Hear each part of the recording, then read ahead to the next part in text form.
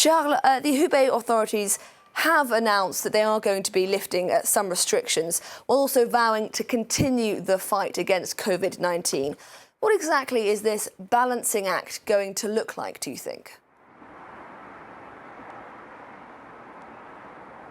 Well, the Chinese authorities are going to use the whole strength, the entire strength of the Chinese state apparatus, and also all the data they have on their citizens to be able to relaunch the economy whilst fighting the epidemic. In Hubei province, basically, a color code's been assigned to every citizen via an app, whether green, yellow, or red, that defines your health status and allows you to do different things like move around or travel, obviously still just within the Hubei province. Now, there's also another factor here, which is what area you are from in Hubei province. The province has been divided in 4 different areas. Wuhan, which is a special case because it's the cradle of the epidemic.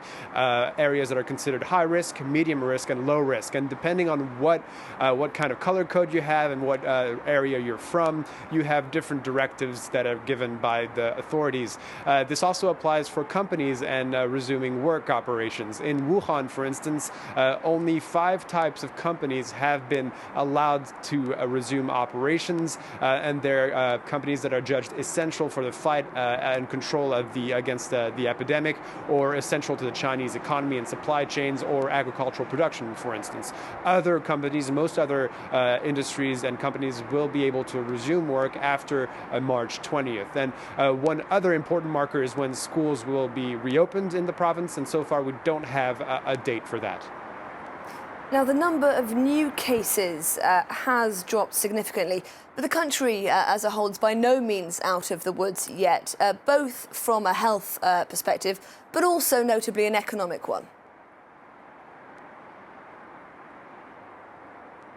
Absolutely. From a health perspective, the risk that is preoccupying authorities a lot these days is that of imported cases coming from abroad. So there's now stricter controls at airports, at borders.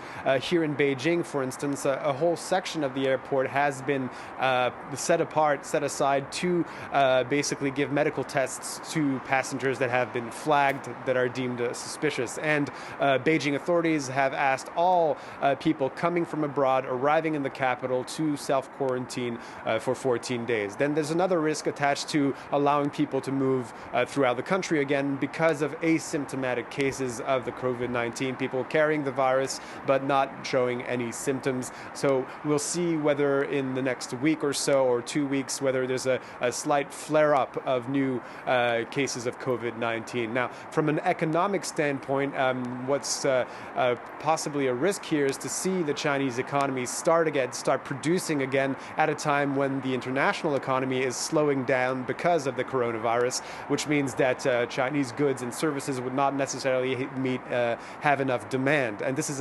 particularly worrying in a year where Chinese authorities have vowed to alleviate poverty in the country. Charles Pellegrin in Beijing, thank you very much.